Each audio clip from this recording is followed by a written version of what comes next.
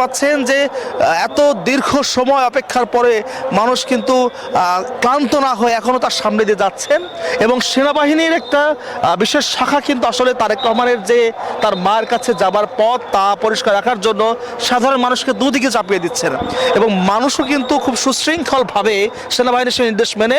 রাস্তার দুপাশে গিয়ে দাঁড়াচ্ছেন প্রিয় নেতাকে সংবর্ধনা দেওয়ার জন্য। এবং এই রাস্তা দিয়ে যেহেতু তারেক রহমান যাবেন তাই নেতাকর্মীরা কিন্তু অ্যাপোলো বা এভারকেয়ার হাসপাতাল পর্যন্ত কিন্তু সেই একটি লম্বা সারিতে তারা দাঁড়িয়ে গিয়েছেন তাকে এসকর্ট করার জন্য এবং তাকে অভিবাদন জানানোর জন্য। এই যে মানুষের মধ্যে স্বতঃস্ফূর্ত অবস্থান, স্বতঃস্ফূর্ত আগ্রহ, এই যে উচ্ছ্বাস, তা কিন্তু আসলে আপনারা দেখতে পাচ্ছেন আমাদের এই ক্যামেরায় যে মানুষ কতটা আগ্রহ নিয়ে দাঁড়িয়ে আছে এবং এত দীর্ঘ সময় অপেক্ষা করার পরেও কিন্তু তাদের কারো মাঝে আমরা কোনো ক্লান্তি দেখতে পাচ্ছি না। এবং দেখতে পাচ্ছেন যে বিভিন্ন জেলা, পিরোজপুর, জামালপুর, সিলেট, চিটাগাং, রাজশাহী, বিভিন্ন জেলা থেকে কিন্তু মানুষ এসেছেন এবং সবাই কিন্তু আজকে একটি ব্যানার নিয়ে এসেছেন দেখেছি আমরা, সেটি হচ্ছে সবার আগে বাংলাদেশ। এবং যে বাংলাদেশের সামনে কিন্তু হাত নেড়ে যে ছবিটি রয়েছে সেটি তারেক রহমানের, যার জন্য এত বছরের অপেক্ষা, 17 বছর পরে এই দিনের অপেক্ষায় কিন্তু আজকে ছিলেন দেশবাসী এবং তার সমর্থকরা। ঠিক সেই কারণে প্রিয় নেতা যখন দেশে এসেছেন সপরিবারে তখন কিন্তু তাদের একটি মাত্র পিল আপনাকে করবে টেনশন ফ্রি। এসএমসি নোরেক্স ওয়ান, এক পিলের সমাধান।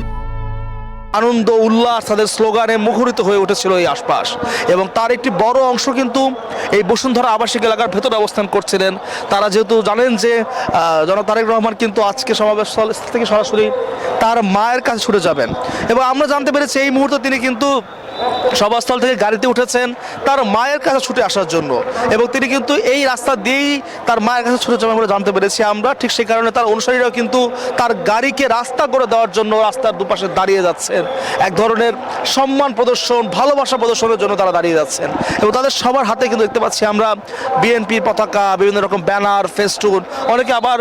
সবার আগে বাংলাদেশ স্লোগানের জামা পরে এসেছেন এবং সবাই কিন্তু এক সারিবদ্ধ হয়ে দাঁড়িয়ে যাচ্ছেন যে রাস্তা দিয়ে তারেক রহমানের গাড়িটি এভার কেয়ারে তার মায়ের কাছে পৌঁছাবেন, অর্থাৎ বিএনপির চেয়ারম্যান বেগম খালেদা জিয়ার কাছে পৌঁছাবেন এবং অসুস্থ মাকে দেখা শেষে তিনি কিন্তু তার বাসার উদ্দেশ্যে রওনা দেবেন এবং এরপরে কিন্তু তার পরবর্তী কার্যক্রম জানতে পারবো আমরা। এবং এই মুহূর্তে তিনি কিন্তু সভাস্থল থেকে সমর্থকদের ভিড়ের মাঝেই ধীরে ধীরে এগিয়ে আসছেন, এই রাস্তা দিয়ে তিনি তার মায়ের কাছে পৌঁছবেন এবং সেখানেও কিন্তু আমরা দেখতে পাচ্ছি যে যতদূর চোখ যায় আমাদের সেই 300 ফিটের সেদিকে কিন্তু মানুষ আর মানুষ এবং লোকে লোকারণ্য এবং যে শাড়ি আপনারা দেখতে পাচ্ছেন এই শাড়ি কোথায় শেষ হয়েছে তা কিন্তু আমরা বলতে পারছি না। এদের সবার মধ্যে কিন্তু এক ধরনের উচ্ছ্বাস, উল্লাস এবং উদ্দীপনা দেখতে পাচ্ছি। এতদিন ভিডিও কনফারেন্স বা বিভিন্ন বার্তা যোগে সরাসরি যুক্ত থাকলেও আজকে প্রিয় নেতাকে নিজেদের মাঝে পেয়ে তাদের মধ্যে যে উদ্দীপনা আমরা দেখতে পেয়েছি তা আসলে অসাধারণ এবং অভাবনীয় এবং এই অভাবনীয় মুহূর্ত হয়তোবা দেশের রাজনীতিতে এক ভিন্ন মোড় নিয়ে এসেছে এবং দেশের এক ঐতিহাসিক মুহূর্ত বলা চলে, কারণ এত মানুষের অকুণ্ঠ সমর্থন নিয়ে এত মানুষ এত লম্বা সময় অপেক্ষা করছে, এর হয়তো খুব বেশি নজির বাংলাদেশে নেই এবং সেই অকুণ্ঠ সমর্থন, সেই অগণিত মানুষের ভিড়েই কিন্তু তার যে গাড়ির বহরটি আছে তা ধীরে ধীরে এগিয়ে আসছে এই বসুন্ধরা আবাসিক এলাকার ভেতরে এবং এই রাস্তা দিয়ে কিন্তু তিনি তার মায়ের কাছে গিয়ে পৌঁছবেন।